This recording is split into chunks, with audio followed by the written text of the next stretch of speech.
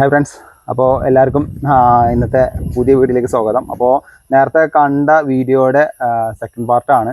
അപ്പോൾ നമ്മൾ ഈ വീടിനെ കുറിച്ച് നമ്മൾ നേരത്തെ പറഞ്ഞിട്ടുണ്ടായിരുന്നു. അപ്പോൾ അതിൻ്റെ സെക്കൻഡ് പാർട്ടാന്ന് പറയാൻ കാരണം എന്ന് വെച്ച് കഴിഞ്ഞാൽ നമുക്ക് കുറച്ച് കാര്യങ്ങൾ നമ്മളിതിനെ പറ്റി പറഞ്ഞിട്ടുണ്ട്. അപ്പോൾ അത് നിങ്ങൾ ആ വീഡിയോ കണ്ടതിന് ശേഷം മാത്രമേ ഈ വീഡിയോ കാണാൻ ശ്രമിക്കുക, അല്ലെങ്കിൽ നിങ്ങൾക്ക് ഒന്നും മനസ്സിലാവാൻ പോകുന്നില്ല. അപ്പോൾ എന്തായാലും വീഡിയോ ഞങ്ങൾ ഫുള്ളായിട്ട് തന്നെ കാണാൻ ശ്രമിക്കുക. അപ്പോൾ എന്തായാലും മസ്റ്റായിട്ട് ഓരോ കാര്യങ്ങൾ ഞാൻ എടുത്ത് പറയുന്നുണ്ട്. റേറ്റിനെ കുറിച്ചിട്ടൊക്കെ ഓരോ കാര്യങ്ങൾ ഞാൻ പറയുന്നുണ്ട്. അപ്പോൾ എന്തായാലും നിങ്ങൾ സപ്പോർട്ട് ചെയ്യണം. അപ്പോൾ ഇവിടുന്നാണ് നമ്മൾ നേരത്തെ അവസാനിപ്പിച്ചത്.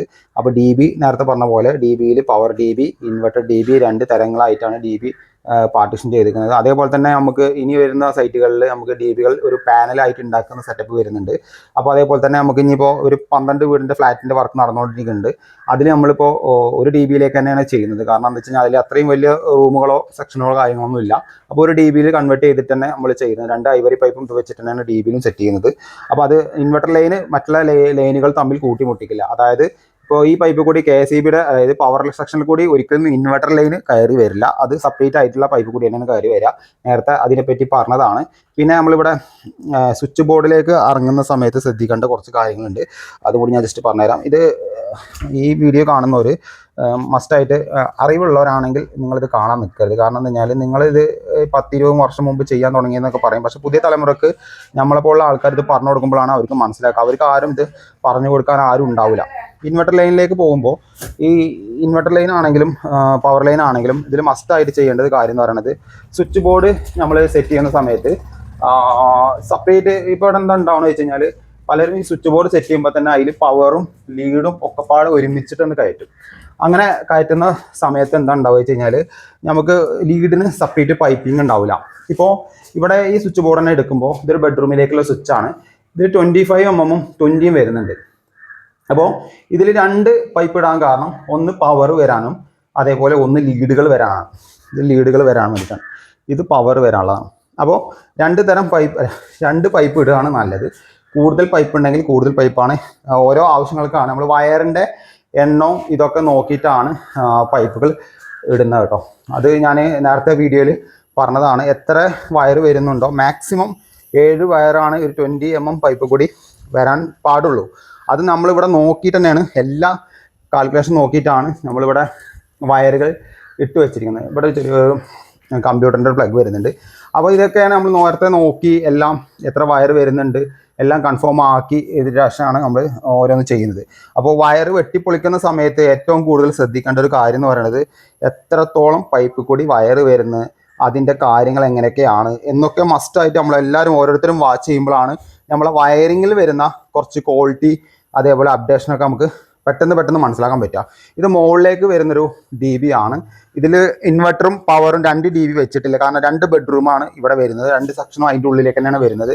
അപ്പോൾ ഇവിടെയാണ് മുകളിലേക്കുള്ള ഡി ബി വരുന്നത്. ഈ ഡി ബി നിങ്ങൾക്ക് കാണുമ്പോൾ മനസ്സിലാക്കാൻ പറ്റും. ഫുള്ള് നമ്മൾ കോൺക്രീറ്റ് സെറ്റാക്കി നല്ല സ്ട്രോങ് അലവിട്ട് കൊടുത്തിട്ടാണ് കംപ്ലീറ്റ് ഉറപ്പിച്ചിരിക്കുന്നത്. അത് അവിടെ താഴത്ത് നിങ്ങൾ കണ്ടപ്പോൾ തന്നെ ഏകദേശം മനസ്സിലായിട്ടുണ്ടാവില്ലേ. അപ്പോൾ അതങ്ങനെ സെറ്റ് ചെയ്തിരിക്കുന്നത്. അപ്പോൾ ഒരു അടി കൂടി ഔട്ട് പോകുന്നത് ഇതിൽ കൂടിയാണ് ഇന്ന് വരുന്നത്. 2 ഐവറി വരുന്നത് ഇൻവെർട്ടർ സെക്ഷനും 2 ബ്ലാക്ക് വരുന്നത് പവർ സെക്ഷനുമാണ്. 3 ഫേസ് തന്നെയാണ് മുകളിലേക്ക് കയറുന്നത് കേട്ടോ. അപ്പോൾ ഇതാണ് ഇവിടെ മൊത്തം ഈ സൈഡ് കൂടിയാണ് നമ്മൾ സെറ്റ് ചെയ്ത് കൊടുത്തിരിക്കുന്നത് കേട്ടോ. അതേപോലെ നമ്മൾ അഡാപ്റ്റർ ഇടുമ്പോൾ നമ്മൾ അഡാപ്റ്റർ ഇട്ട ഭാഗം നമ്മൾ കംപ്ലീറ്റ് ഫില്ല് ചെയ്ത് കൊടുത്തിട്ടുണ്ട് കേട്ടോ. ഈ കാണുന്ന ഭാഗം ഫുള്ള് കംപ്ലീറ്റ് നമ്മൾ ഫില്ല് ചെയ്ത് കൊടുത്തിട്ടുണ്ട്. അപ്പോൾ ഒരുപാട് സ്ഥലത്ത് നിങ്ങൾക്ക് കാണാൻ പറ്റും കുറച്ച് പൈപ്പുകൾ അധികമായിട്ട് വരുന്ന തോന്നുന്നു കാണാൻ പറ്റും. അത് ഓരോ ഭാഗത്തേക്ക് ജംഗ്ഷൻ ഇല്ലാത്ത രീതിയിലാണ് ഒക്കെ സെറ്റ് ചെയ്തിട്ട് കൊടുത്തിരിക്കുന്നത് കേട്ടോ. ഇവിടെ അതേപോലെ തന്നെ പൈപ്പുകൾ കോ ബോക്സ് വെച്ചിട്ടാണ്. കോ ബോക്സിലും നമ്മൾ ഇതേപോലെ അഡാപ്റ്റർ ഫുള്ള് സെറ്റ് ചെയ്ത് വെച്ചിട്ടാണ് സെറ്റ് ചെയ്തിരിക്കുന്നത്. അഡാപ്റ്റർ ഫുള്ള് കോ ബോക്സ് കയറ്റി അഡാപ്റ്ററിൽ ഫുള്ള് സെറ്റാക്കിയിട്ടാണ് ഓരോന്ന് ചെയ്തിരിക്കുന്നത്. അപ്പോൾ എന്താ കഴിഞ്ഞാൽ നമുക്ക് ഈ പറഞ്ഞ പോലെ ഉറുമ്പുകളോ കാര്യങ്ങളൊന്നും കയറില്ല, ചെതൽ പിടിക്കില്ല, അങ്ങനത്തെ കുറേ സംഭവങ്ങളുണ്ട് കേട്ടോ. അപ്പോൾ ഇതൊരു ബെഡ്റൂമാണ്. ഇവിടെ നച്ചും വെള്ളമാണ്, എന്നാലും കുഴപ്പമില്ല.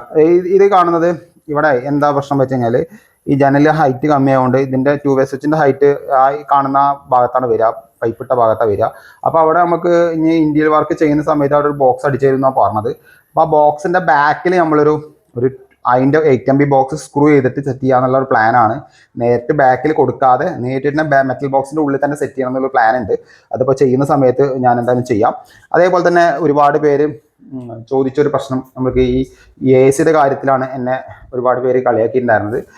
സത്യത്തിൽ എ സി എന്ന് പറഞ്ഞ സംഭവത്തിൽ നമ്മൾ ഈ കാണുന്ന പൈപ്പിംഗ് സംഭവം പണ്ട് ചെയ്തിട്ടുണ്ടായിരുന്നു. എന്നാൽ ഇപ്പോൾ വീണ്ടും നമ്മൾ കൊടുന്നു. ആദ്യം ചെയ്തത് എ സിയുടെ പൈപ്പ് മാത്രമേ പുറത്തേക്കുണ്ടായിരുന്നുള്ളൂ, സോക്കറ്റ് നമ്മൾ ഉള്ളിൽ തന്നെ കൊടുത്തിട്ടുണ്ടായിരുന്നത്. അത് ഒരുപാട് പേർക്ക് ഇഷ്ടപ്പെട്ടായിരുന്നു. കാരണം ഒരുപാട് പേര് ചെയ്യുന്നുണ്ട് പറഞ്ഞു. ഈ ഇന്ത്യയിൽ വർക്ക് ചെയ്യുമ്പോൾ ഈ എ സിയുടെ സോക്കറ്റിൽ നിന്ന് വരുന്ന വയർ തൂങ്ങി കിടക്കുമ്പോൾ ഒരു വൃത്തിയുടെ തന്നെയാണ് ആ സംഭവം. അപ്പോൾ അത് നമ്മൾ ഒരുപാട് പേര് നമ്മളെ വീഡിയോ കാണുമ്പോൾ പറയും നിങ്ങൾ അത് എന്താ ചെയ്യാത്ത, അത് ചെയ്ത് കഴിഞ്ഞപ്പോഴും അതിനും കുറ്റമായി, ചെയ്യാതിരുന്ന അതിനും കുറ്റമായി. ഇത് സപ്പോസ് നമ്മളതിൽ കുറച്ച് മാറ്റങ്ങൾ ചെയ്തെന്താ വെച്ച് കഴിഞ്ഞാൽ, ഇപ്പോൾ 2.5 ഇഞ്ചിന്റെ പൈപ്പാണ് എ സിക്ക് ഔട്ട് അങ്ങോട്ട് ഇട്ട് കൊടുക്കുന്നത്. അതിലാണ് കോപ്പറും അതിന്റെ ഡ്രെയിനേജ് വെള്ളം സ്ലോപ്പിലാണ് ഇട്ട് കൊടുക്കുന്നത്. ഇതിന്റെ അടിയിൽ കാണുന്ന ഒരു 25 mm ഒരു പൈപ്പ് ഉണ്ടല്ലോ, അതിൽ എ സിയുടെ 2 വയറാണ് വരിക. ആ 2 വയർ ആ 25 mm ഉള്ളിൽ കൂടി വന്നിട്ട് നേരെ നമ്മൾ കംപ്രസർ വെക്കുന്ന ഭാഗത്തേക്ക് പോകും. അതെന്താ വെച്ച് കഴിഞ്ഞാൽ എ സിയുടെ ഒന്ന് പ്ലഗിലേക്കുള്ള വയറും ഒന്ന് കംപ്രസറിലേക്കുള്ള വയറുമാണ്. ഈ കംപ്രസറിലേക്കുള്ള വയർ അവർക്ക് വേണമെന്നുണ്ടെങ്കിൽ അതിൽ കൂടി തന്നെ കൊണ്ടുപോകാം. ഞങ്ങൾ ഇതിന് വേണ്ടിയിട്ട് മാത്രം ഒരു പൈപ്പ് ഇട്ടു എന്ന് മാത്രം. അത് നേരെ വന്നിട്ട് നേരെ അവിടെ കട്ട് ചെയ്ത് നേരെ പുറത്തേക്ക് ഹോൾ അടിച്ചിരിക്കുന്നത്. അതിന്റെ പുറത്തൊരു സോക്കറ്റ് ഉണ്ട്, ആ സോക്കറ്റിലേക്കാണ് ആ വയർ പോവുക.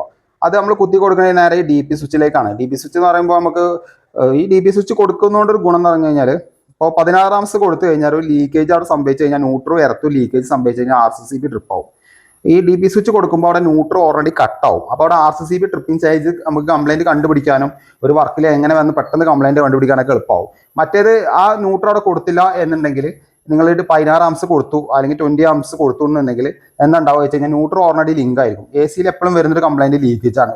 AC, ഫ്രിഡ്ജ്, വാഷിംഗ് മെഷീൻ, ഇതൊക്കെ 32 DP സ്വിച്ച് കൊടുക്കുമ്പോൾ അവിടെ ന്യൂട്രലിൽ വരുന്ന ഇഷ്യൂ നമുക്ക് പെട്ടെന്ന് കണ്ടുപിടിക്കാൻ പറ്റും. അപ്പോൾ പിന്നെ സ്വിച്ച് ഓൺ ആക്കുമ്പോഴാണ് ട്രിപ്പിംഗ് സംഭവിക്കുക. അപ്പം നമുക്ക് അവിടെയാണ് കംപ്ലൈന്റ് മനസ്സിലാക്കാൻ പറ്റും. അല്ലെങ്കിൽ എന്താ ഉണ്ടാവുക വെച്ച് കഴിഞ്ഞാൽ, ന്യൂട്രൽ എപ്പോഴും കറങ്ങിക്കൊണ്ടിരിക്കുമ്പോൾ ഒക്കെ അയക്കാൻ നിൽക്കേണ്ടി വരും. അല്ലെങ്കിൽ നമ്മൾ DBയിൽ ന്യൂട്രൽ അയച്ചു വിടണം. അല്ലെങ്കിൽ ഈ കാണുന്ന സോക്കറ്റ് ഡയറക്റ്റ് കണ്ടിട്ടാണെങ്കിൽ സോക്കറ്റ് ഒഴിവാക്കി വിടണം. അപ്പോൾ ഒരുപാട് കാര്യങ്ങൾ മാറ്റങ്ങളുണ്ട്. അപ്പോൾ DP സ്വിച്ച് ഞങ്ങൾ പണ്ട് തൊട്ടേ അങ്ങനെ കൊടുക്കാറ്, വാട്ടർ ഹീറ്ററിനൊക്കെ അങ്ങനെ തന്നെ കൊടുക്കാറ്. ഇപ്പോഴും 20 amps വെച്ച് കൊടുക്കുന്നവരുണ്ട്. ഒരിക്കലും അത് ഒഴിവാക്കിയിട്ട് നിങ്ങൾ 32ലേക്ക് കടക്കായിരിക്കും നല്ലത്. കാരണം അതൊക്കെ നമ്മൾ ഈ സ്വിച്ച് ബോർഡ് വെക്കുന്ന സമയത്ത് തന്നെ മെറ്റൽ ബോക്സിലെ എണ്ണങ്ങൾ കറക്റ്റ് ആക്കണം. പിന്നെ ഈ കാണുന്ന സൈറ്റിൽ നമ്മൾ ഓരോ സ്വിച്ചും എണ്ണി സ്പേസ് ഡമ്മി അധികം ഉപയോഗിക്കാത്ത രീതിയിലാണ് കംപ്ലീറ്റ് സെറ്റ് ചെയ്തിരിക്കുന്നത്. സീലിംഗ് ഈ മോൾ ഭാഗത്തെ റൂമിലൊന്നും വരുന്നില്ല, താഴത്തെ റൂമിലും വരുന്നില്ല. ഹാള്, ഡൈനിങ്, ലിവിങ്, കിച്ചൺ എന്നുള്ള ഏരിയയിലാണ് സീലിംഗ് വരുന്നത് കേട്ടോ. അപ്പോൾ അവിടെയൊക്കെ നമ്മളൊരു ചെറിയ പോയിന്റ് എടുക്കുന്ന, ഒരു ഹാങ് ലൈറ്റിന്റെ പോയിന്റ് എടുക്കുന്ന അഡീഷണൽ വന്നതാണ്. അതേപോലെ തന്നെ എ സിയുടെ ഇതെങ്കിലും ഏകദേശം മനസ്സിലായി എന്ന് വിചാരിക്കുന്നുണ്ട്. ഞാൻ നേരെ കൺഫേം ആയിട്ട് അടുത്തൊരു പാർട്ടിൽ വയർ വലിക്കുന്ന സമയത്ത് ഒന്നുകൂടി വ്യക്തമായിട്ട് കാണിച്ചു തരാം. അപ്പോൾ ഫ്രണ്ട്സ്, അപ്പോൾ 2ാം പാർട്ട് എന്തായാലും നമുക്ക് ക്ലോസ് ചെയ്യാനായി. അപ്പോൾ നിങ്ങൾ എന്തായാലും അഭിപ്രായങ്ങൾ നെക്സ്റ്റ് പാർട്ട് വരെ വെയിറ്റ് ചെയ്യുക, എന്നാലാണ് നമുക്ക് ഒന്നുകൂടി മനസ്സിലാക്കാൻ പറ്റുള്ളൂ. അപ്പോൾ ഇതിൻ്റെ അഭിപ്രായങ്ങൾ എന്തായാലും നിങ്ങൾ കമൻറ്റ് ബോക്സിൽ കമൻറ്റ് ചെയ്യുക. അടുത്ത വീഡിയോയുമായി വീണ്ടും കാണുന്നവരെ ബൈ. ഹാരിസ്.